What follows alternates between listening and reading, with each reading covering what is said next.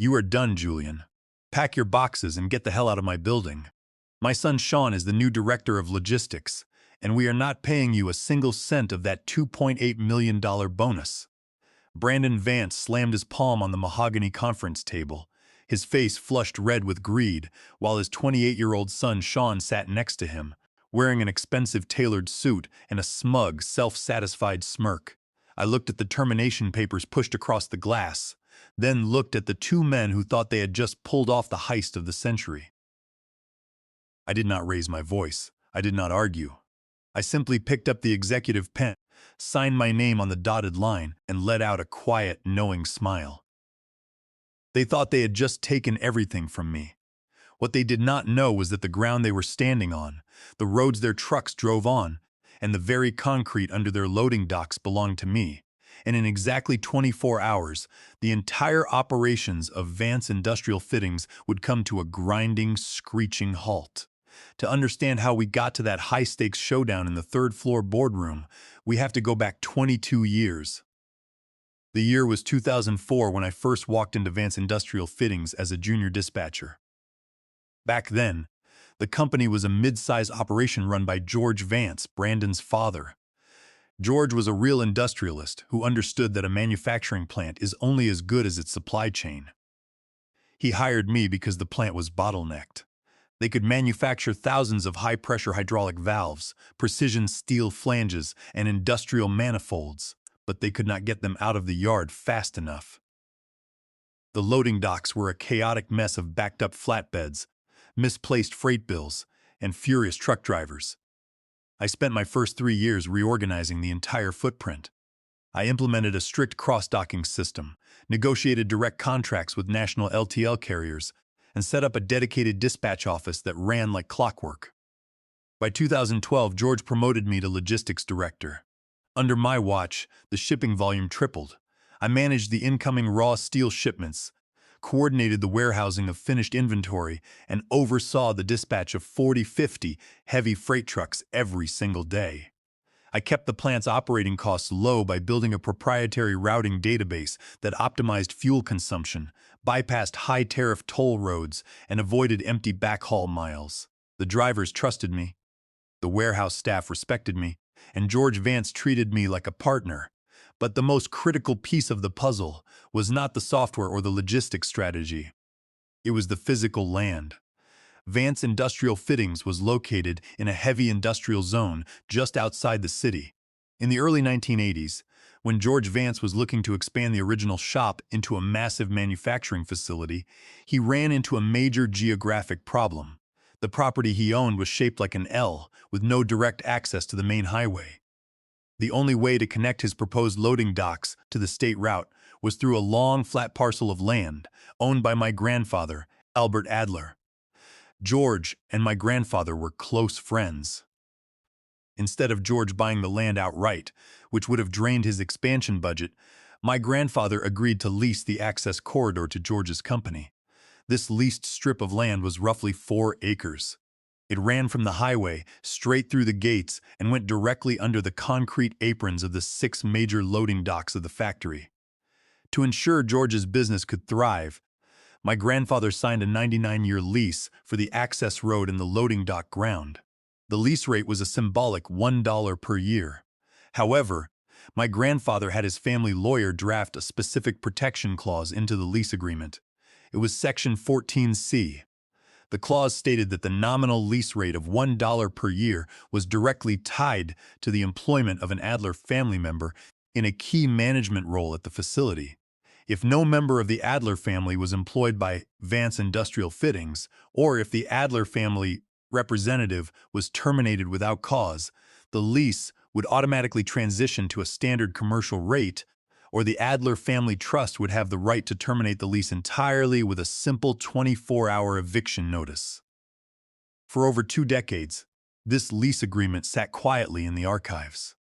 George Vance paid the annual $1 rent, and I ran the logistic department with absolute authority. The company grew from a local supplier to a regional powerhouse, valued at $75 million. We were shipping precision industrial components to aerospace firms, defense contractors, and automotive manufacturers across the country. Our biggest contracts had strict delivery schedules with heavy liquidated damages clauses. If we missed a shipment deadline for a client like General Electric, we faced contract penalties of $45,000 per day. I kept those trucks moving without a single major delay for 22 years. But then, George Vance passed away and his son Brandon Vance took over as CEO. Brandon was nothing like his father. He had never stepped foot on the manufacturing floor without wearing a $5,000 Italian suit. He did not care about the operators, the dispatchers, or the truck drivers. He only cared about the quarterly financial sheets and the size of his own executive bonuses. Almost immediately, Brandon brought in his 28-year-old son, Sean Vance. Sean had a degree in business administration from an expensive private college, but possessed zero practical experience. He did not know the difference between a dry van and a flatbed trailer, nor did he understand the complex regulatory compliance required for hauling hazardous industrial materials. Yet, Brandon made him the assistant logistics manager, placing him directly under me. It was clear from day one what Brandon was planning. He wanted his son to take over my position so they could keep the logistics management in the family and cut my salary off the books. But they had to wait for the right moment. They could not just fire me without cause because the plant was currently running at maximum capacity to fulfill our largest annual shipping target in the company's history. I decided to keep my head down and do my job. We were closing in on the fiscal year end, and my contract had a performance incentive clause. If the shipping department moved more than $40 million worth of industrial goods during the fiscal year, I was entitled to a performance bonus equal to 5% of the gross shipping revenue above that threshold. We finished the fiscal year with $48,500,000 in total shipped inventory. That meant my bonus would be exactly $2,850,000. I submitted the final audit reports and the bonus request to the finance department on Friday afternoon. I expected a call of congratulations from the CEO. I received a calendar invite for a mandatory executive meeting on Monday morning at 9 o'clock. The meeting was held in the glass boardroom on the third floor. When I walked in, Brandon Vance was sitting at the head of the table. Next to him was Sean, looking smug, holding a folder of printed papers. Brandon looked at me with cold, calculating eyes. "Sit down, Julian," he said, tapping his fingers on the table. "We need to talk about your performance. The shipping overhead has increased by 12% over the last year. We believe your management style is outdated. Therefore, we are restructuring. Sean will be taking over as the director of logistics, effective immediately." Sean smirked, leaning back in his leather chair. "Don't take it personally, Julian. It's just business." Brandon leaned forward. "Here is the deal. We can either demote you to an administrative assistant role under Sean at a fraction of your current salary, which requires you to sign a waiver relinquishing your claim to the $2.8 million performance bonus, or we can terminate your employment right now for performance-related issues, meaning you get zero severance and zero bonus." I looked at the waiver. They were trying to strong-arm me into giving up 22 years of hard work just so they could pocket my bonus and hand my department to a kid who could not even read a shipping manifest. I looked up at Brandon, and if I refused to sign the waiver, Brandon's face flushed red and he slammed his palm on the mahogany table. "Then you are done, Julian. Pack your boxes and get the hell out of my building. My son Sean is the new director of logistics, and we are not paying you a single cent of that $2.8 million bonus." I did not raise my voice. I did not argue. I simply signed my name on the dotted line of the termination paper and let out a quiet, knowing smile. "Understood," I said. I stood up, walked out of the boardroom, and left the building. They thought they had won. But as I walked to my car, I pulled out my phone and dialed my family trust lawyer, Marcus Finch. It was time to pull the plug. The walk from the third-floor boardroom to my office on the ground floor was surprisingly peaceful. For 22 years, my mind had been a non-stop engine of logistics coordination. But as I took the stairs down, a strange, quiet calm settled over me. The weight of the entire operations of Vance Industrial Fittings was no longer my burden to carry.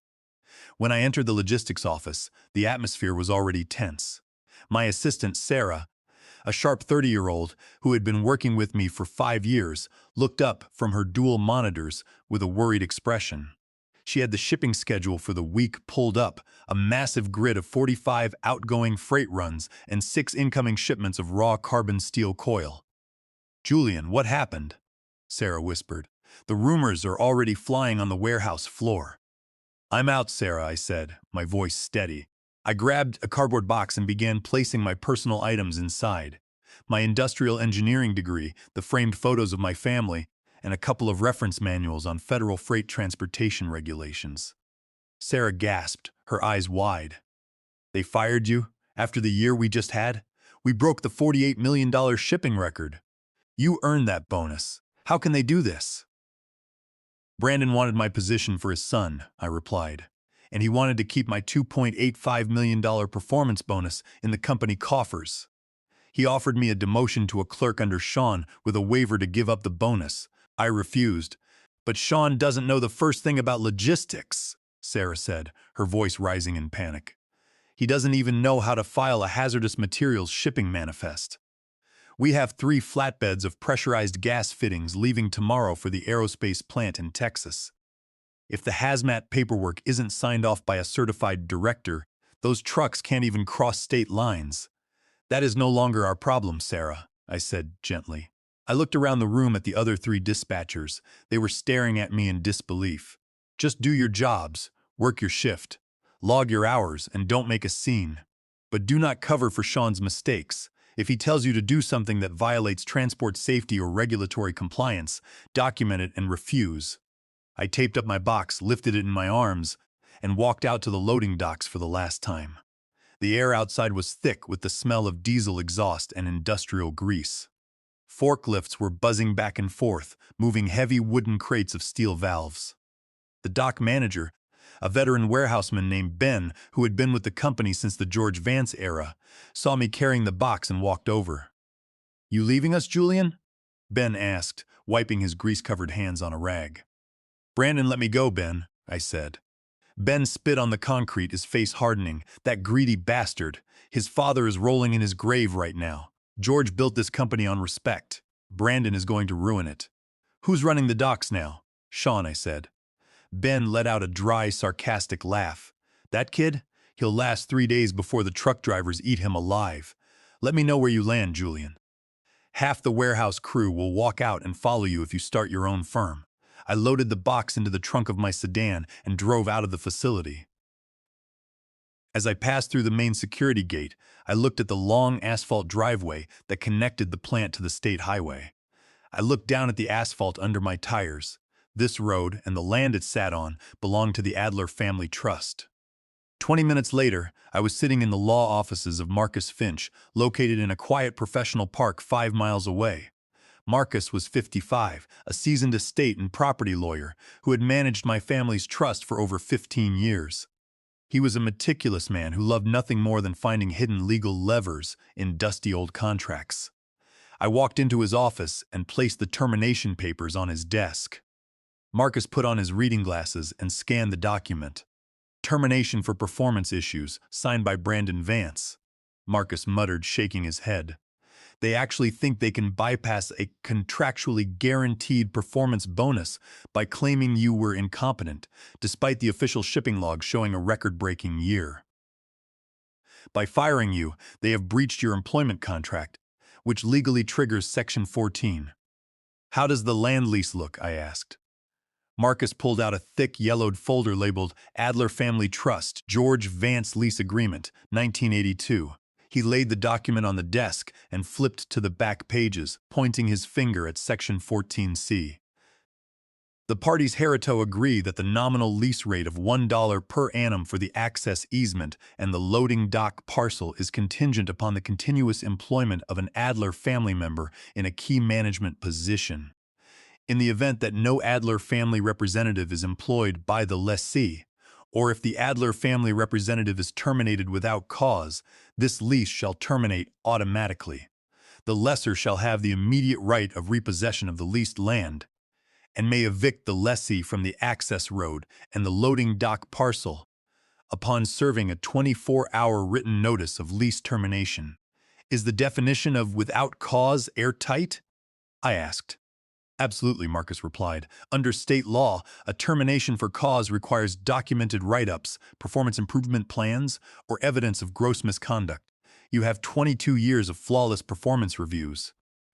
Brandon's claim of performance issues is a joke. By firing you, they have breached your employment contract, which legally triggers Section 14C. The lease is terminated. Since the land includes the only paved access road from the highway to the plant, as well as the entire concrete apron under all 6 loading docks, they will have no physical way to get a single truck in or out of their facility. They are legally trespassing the moment the 24 hours expire. Draft the notice, Marcus, I said. Deliver it to Brandon Vance's office today. Let's see how his son, Sean, handles a $75 million factory with no road access. At 3 o'clock on Monday afternoon, my lawyer Marcus Finch personally walked into the corporate headquarters of Vance Industrial Fittings. He carried a certified copy of the lease termination and land eviction notice. Brandon Vance was sitting in his office with his son Sean, showing him how to access the company's executive golf club membership. Marcus handed the document to Brandon. Mr. Vance, I am serving you with an official notice of lease termination for the access road and the loading dock parcel, pursuant to Section 14C of the 1982 agreement. You have 24 hours to vacate. Effective Tuesday at 3 o'clock p.m., any vehicles or personnel belonging to your company found on the leased land will be considered civil trespassers. Brandon did not even read it. He threw it on his desk and laughed. Finch, you're wasting your time. My father signed that lease 44 years ago. It's an active commercial easement. You can't just shut down a multi-million-dollar manufacturing plant on a day's notice. Get out of my office. Marcus did not argue. He simply checked his watch. The clock is ticking, Brandon. While Brandon was laughing off the warning, I was busy executing the logistics of the shutdown. I called a local contractor, Apex Contracting, owned by a longtime friend of my father. I explained the situation and showed him the certified land survey map registered with the county. The survey clearly showed that the property line for the Adler Family Trust ran exactly 3 feet from the edge of the factory's metal warehouse walls, cutting directly through the middle of the loading dock asphalt apron and taking up the entire 2-lane access roads leading to State Route 12. I paid Apex Contracting a $10,000 rush fee to mobilize their crew. I ordered 20 heavy concrete jersey barriers, each weighing 4,000 pounds, and 100 linear feet of commercial chain-link construction fencing. I also hired 2 off-duty county sheriff's deputies to stand by at the property line to prevent any physical altercations and ensure the peace was kept. By Monday evening, Brandon's general counsel, a veteran corporate lawyer named Edward Adler, no relation to me, had read the 1982 lease agreement. He understood the gravity of the situation immediately and called Marcus Finch's office in a panic. "Marcus, we need to talk," Edward said, his voice tense. "This lease termination is extreme. We are willing to pay market value for the road lease." "The lease is already terminated, Edward," Marcus replied calmly. "Your client committed a material breach of the employment contract that was directly tied to the nominal lease rate. The Adler Family Trust is exercising its right of absolute repossession. There is nothing to negotiate. But you can't just block the road," Edward argued. "We face $45,000 a day in liquidated damages if we miss our delivery window with General Electric. This will cause irreparable harm to the company. Then I suggest Brandon Vance finds another road," Marcus said, and hung up the phone. There was no other road. To the north of the plant was a federally protected wetland. To the east and west were residential neighborhoods with strict weight limit regulations that prohibited any vehicles over 10,000 pounds. The only physical way in or out for a 60-ton semi-truck was the Adler Access Road. On Tuesday morning at 6 o'clock, the Apex Contracting trucks arrived. I stood at the property line with the off-duty sheriff's deputies, holding a laminated copy of the county land survey and the eviction notice. The construction crew went to work. They placed the concrete jersey barriers in a double-row chevron pattern across the entrance of the access road, leaving only a small gap for passenger cars to exit the facility, but completely blocking any wide-body commercial vehicles. Behind the barriers, they erected 6-foot-tall chain-link fences. Large, bright aluminum signs were bolted to the reading, Private Property of the Adler Family Trust. No trespassing.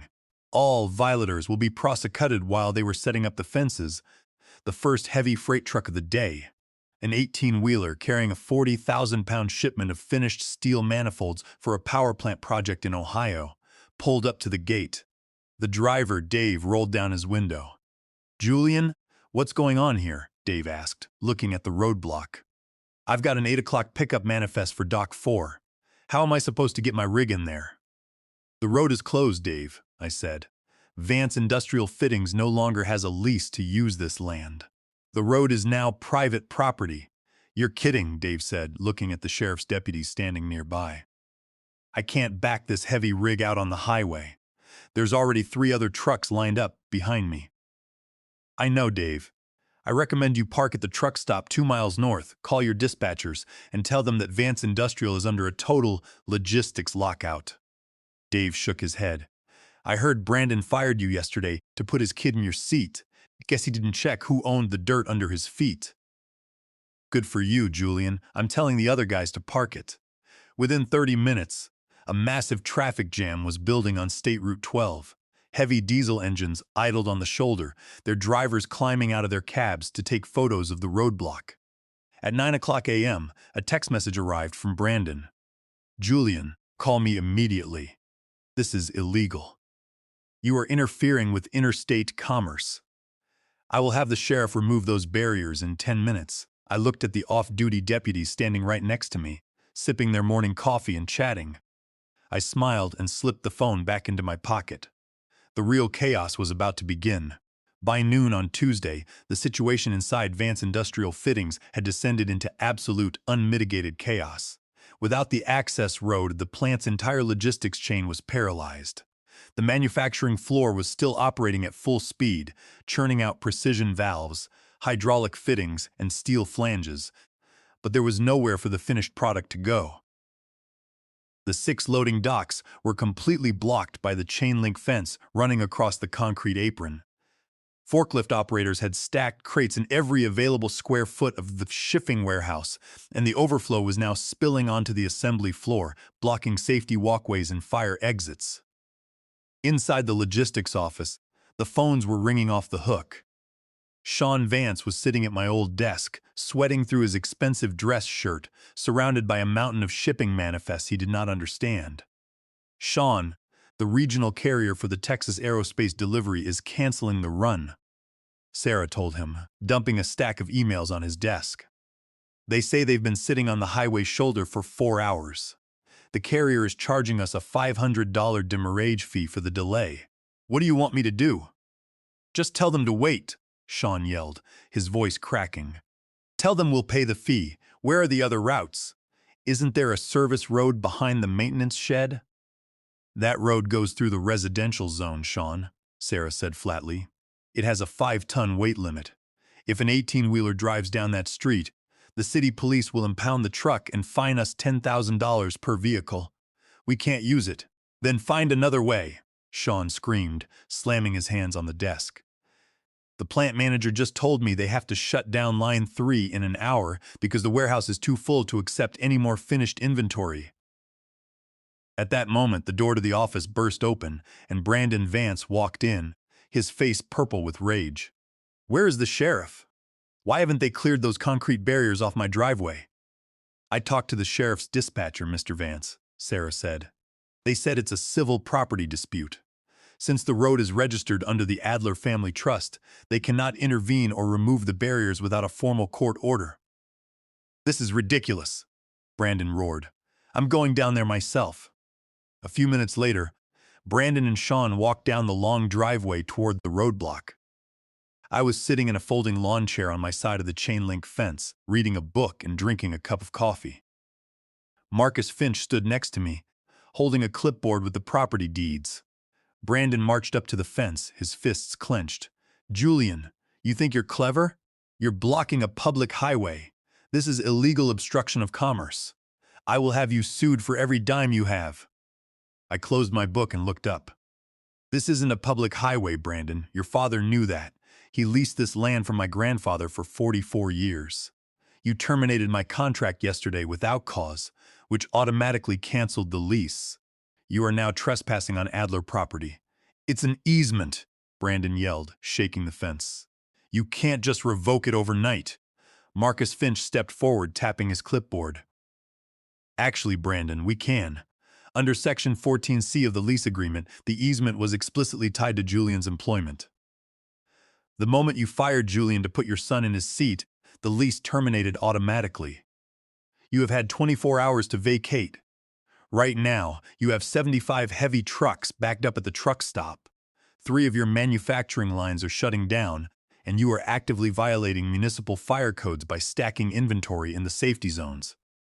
Brandon looked at Sean, then back at me. He tried to soften his tone. Julian, let's be reasonable. We are business partners. My father and your grandfather had a deal.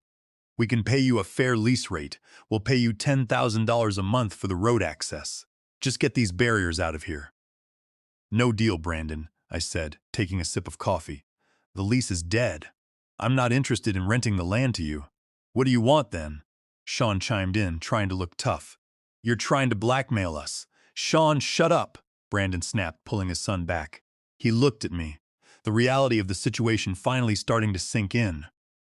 Julian, what is your price? Everything has a price. My lawyer will send you the terms this afternoon, Brandon, I said. But I'll give you a preview. You are currently facing $45,000 a day in liquidated damages for the General Electric aerospace components. You have another $35,000 a day in penalties for the defense contract shipments. By tomorrow morning, you will be bleeding over $150,000 a day in late fees, not to mention the cost of shutting down the entire manufacturing facility. The board of directors is going to find out about this before the end of the day. Brandon's face went pale. The board of directors held 60% of the voting shares in the company.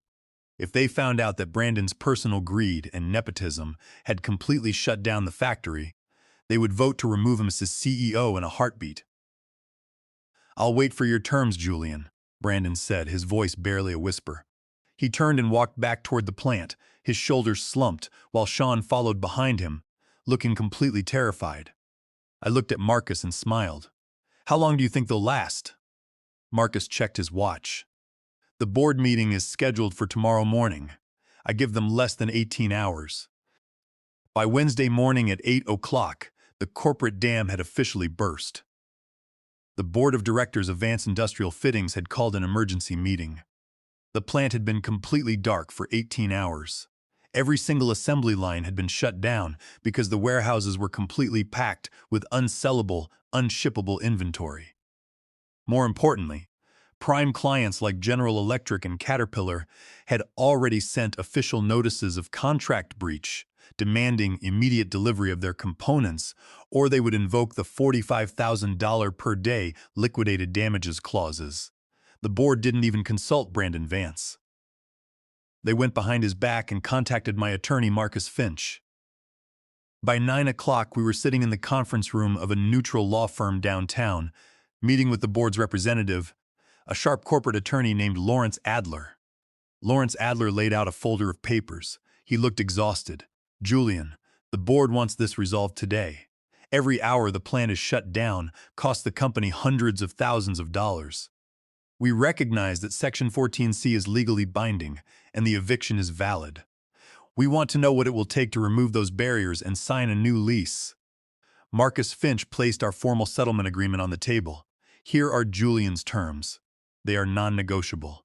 First, Vance Industrial Fittings will pay Julian his full, contractually earned performance bonus of $2,850,000 immediately via wire transfer. Lawrence Adler nodded slowly. The board has already approved the bonus payout. Second, Marcus continued, the company will pay a $1,200,000 lease breach penalty to the Adler Family Trust to settle the illegal trespassing contract violation. Lawrence Adler winced slightly but made a note on his pad. Go on. Third, we will sign a new 10-year commercial lease for the access road and the loading dock parcel. The new rate will be $15,000 per month.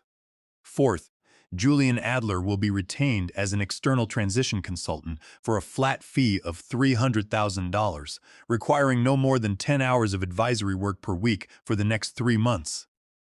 And the fifth term? Lawrence Adler asked. I looked the board's lawyer straight in the eye. Brandon Vance must be removed as chief executive officer by the board of directors, and Sean Vance must be terminated from his position in logistics, effective immediately. My former assistant Sarah will be promoted to the director of logistics. She knows the department, the drivers trust her, and she is actually qualified to run the operations. Lawrence Adler let out a long sigh and closed his folder. The board was already preparing to remove Brandon. His handling of this situation has been an unmitigated disaster of nepotism and greed. As for Sean, he has already packed his office. The board accepts your terms, Julian. The wire transfers will be initiated as soon as we sign the paperwork. 2 hours later, the contract was signed and the wire transfers cleared. I watched the digital banking app on my phone update. The balance of the Adler family trust account shot up by over $4 million. Combined with the $15,000 a month in commercial lease income, my family's financial future was secured. At 1 o'clock that afternoon, I drove back to the plant. The Apex contracting crew was already there, hook lifting the concrete Jersey barriers back onto the flatbeds and rolling up the chain-link fences. As the road cleared, the long line of idling semi-trucks began to move. Diesel engines roared to life, and the first flatbed backed up to Dock 1, where Ben and the warehouse crew were waiting with forklifts. I walked into the lobby of the corporate building. As I did, I saw Brandon Vance being escorted out by 2 building security guards. He was carrying a cardboard box of his office belongings. He stopped when he saw me, his eyes full of bitter defeat. "You ruined my family's legacy, Julian," Brandon whispered. "My father built this company. Your father built this company on respect, Brandon," I said quietly. "You ruined it with greed. I just enforced the contract." Brandon didn't say another word. He turned and walked out the glass doors, his son Sean waiting for him in the parking lot. I walked up to the ground floor logistics office. Sarah was sitting at the director's desk, typing on the computers, already coordinating the shipping routes and clearing the backlog of freight manifests. When she saw me, she stood up and smiled. "Congratulations, Director," I said. "Thanks to you, Julian," Sarah said. "We've got 42 runs scheduled for the next 12 hours. We're going to make the delivery deadlines." "I know you will," I said. I walked out of the building and got into my car. As I drove down the access road one last time as an employee, I looked at the asphalt. It was just a simple strip of road, but it was the key to a $75 million empire. I had spent 22 years running their trucks, but in the end, it was the land under their feet that brought them to their knees. I drove out onto the highway, the sun shining bright, ready to enjoy a very long, very comfortable retirement.